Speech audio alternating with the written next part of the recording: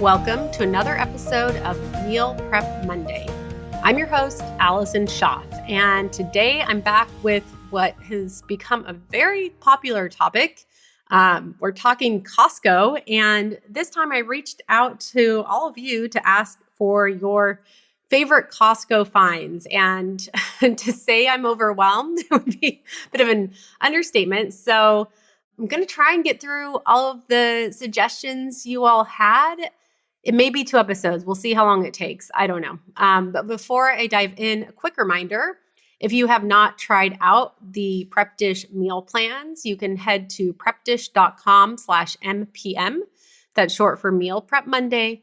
And try us out for 2 weeks for free. I will say the meal plans work quite nicely with Costco. You can go to Costco, stock up on your groceries, and you'll have like a nice organized grocery list from Prep Dish, and then do all of your meals. The great thing is with Prep Dish, you are in control of the groceries you buy and where you buy them. So that allows you to make substitutions based on budget and preference and all of that. So if you haven't tried it out, this would be a good time to head to that link. There's links in the show notes too if you didn't catch all of that, so that you can give Prep Dish a try.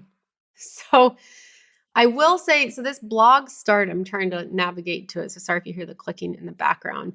I had some new Costco foods that I had one that I liked. I was like, oh, I should do new Costco finds. So last year, a year and a half ago, I went to Costco. I think I'd been before, but like I had my first Costco membership and started shopping there for the first time. And I only go kind of like not even once a quarter, like a few times a year. So I'm still pretty new to the Costco world. I shared about my experience, I think a year ago on the podcast. The most recent trip, I found a new item that's macadamia nut butter, and it is so delicious. And I was like, well, I need to do a podcast episode, but I'm like, I don't know if I can do a whole episode on macadamia nut butter, but I don't know, maybe I could. Maybe I could give you like 5 different ways that I'm using it that's delicious. I'm pretty sure the only ingredient is macadamia nuts. It's a big jar. It's kind of pricey, but because it's so big, I think that the value is still there. And it's not any more expensive than like a really nice almond butter.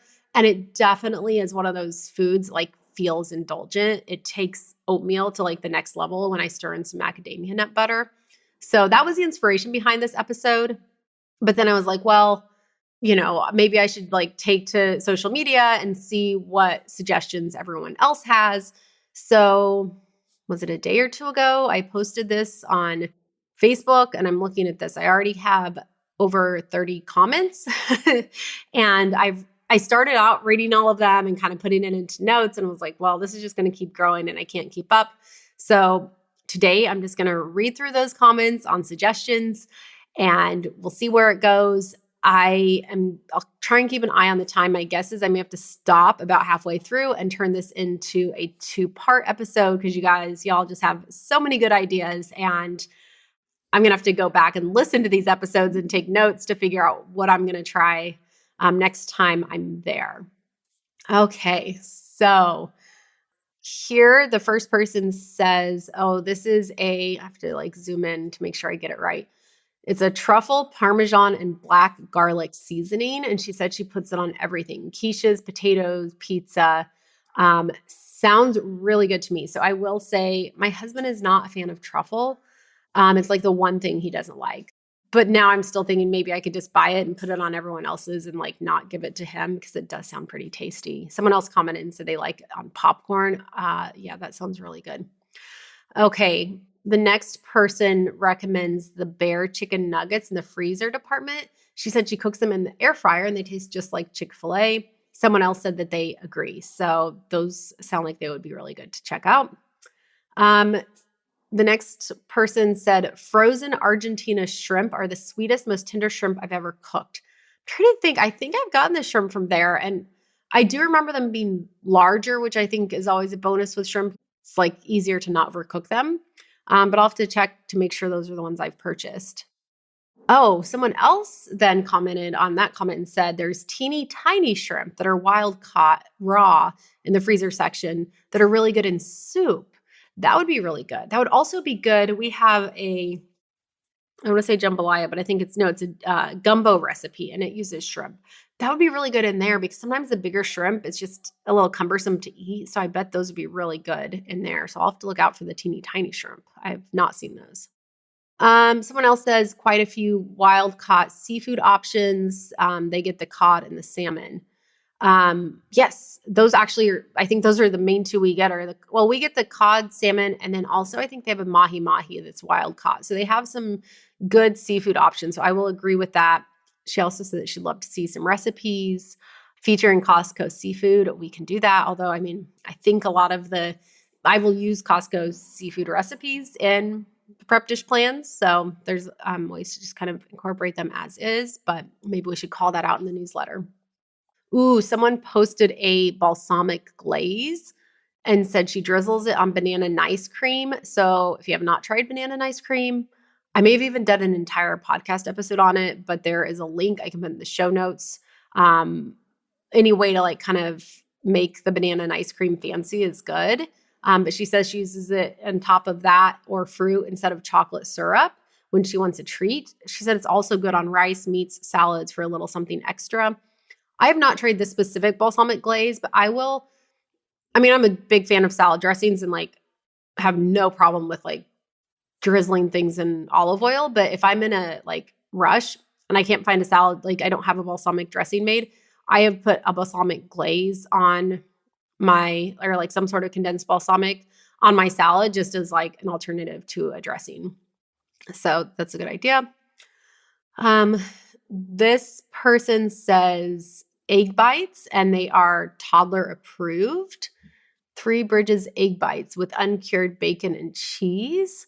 That they also there's some Teton's hot dogs, Indian food. Oh, I may have to look that up and see what those ingredients are because Indian food is one that I like. Making it from scratch, I don't always do because it's just not my specialty, but I definitely enjoy some Indian food. And there's not Indian takeout in the town I live in. I have to go into Austin for that. And even in Austin, it's slim pickings. So that is a good suggestion. Someone else says keto hamburger buns. She didn't give the brand, so I'm not sure, but that's good to know, especially if you're doing low carb. And my guess is usually keto is that they're gluten-free. Okay, this person says Brazi Bites. I'm guessing that's like kind of those Brazilian like cheese bites. I don't know if that's a brand I've had before, but those are something I've always like. Those are kind of nice little treats to have with dinners. So that's something I could look for. And then someone else says rotisserie chicken. There's a frozen take and bake French bread. Oh boy, let's see. This person has a lot of favorites. Okay. Non-food items, bar soap and shampoo. I will say, gosh, what are the non-food items I get there? Well, like trash bags, paper towels. But yeah, there are definitely some non-food items that could be a whole separate episode, but she threw those out there. And then for food, she said, let's see, organic natural peanut butter. So that is interesting. I buy their almond butter. I can't find their organic natural peanut butter. Sometimes there's certain items like it's on my list and I'm sure it's there. I can't find it. So next time I need to look harder, I'm like, surely they carry that. Organic strawberry preserves, raw honey, gluten-free pizza. I also haven't seen gluten-free pizza there. Organic frozen strawberries. Yes, that's one we've purchased. I do a lot of the frozen berries. Oh, this would be a good place to mention when it comes to frozen fruit. The one I don't recommend are their frozen cherries. So my family's a huge fan of frozen cherries. If I buy just at a regular store, like the regular size bag of frozen cherries, I've had to start buying 2 to 3 bags because that is what we will go through in one sitting between the kids and me and my husband. So I love it. Costco's like, oh, I found this big bag of frozen cherries. That'll be like a much better, option for us because we can go through them because everyone's such a fan. The frozen cherries at Costco, I know like probably all frozen cherry bags say like may contain pits. The ones at Costco definitely, it's not may contain pits, it's contain pits. It's not every single one, but it's probably more than 25%. So I just think they're not worth whatever the cost savings is. So I would avoid the organic frozen cherries. Okay, little side note, but I'm going to go on this. She has a lot of great suggestions here. Grass-fed beef patties. So I've bought the grass-fed beef. I didn't know they had patties, so that's great. Organic pasture-raised eggs, organic orange juice, the Kirkland's Greek yogurt, pickles. Oh, I could use some pickles. I've never tried their pickles. Hummus cups. So those are some good suggestions as well. Oh boy, so I am getting to where I think I'm about halfway through the list. My dog is also barking. I'm not sure why. So I'm gonna end this episode. I think 2-part is about right. So I'm gonna end it here, and I'll be back next week with part 2 of favorite Costco finds. In the meantime, if you are in our Prep Dish Facebook group, you can head there and find this thread. You could probably just search Costco and find the thread. A lot of people included photos of their items. So if that's helpful for you, you can find the photos. If you have items to add, this thread will always be there. So it'll kind of be a good one maybe before you go to Costco to kind of scan through. I might do that. So, and I'll also include a link in the show notes to that Facebook group. So if you're not a member, you're welcome to join. Even if you're not a Prep Dish subscriber, it's open to everyone. I mean, the content's usually meal plan stuff, but there's other, fun topics. So feel free to join that.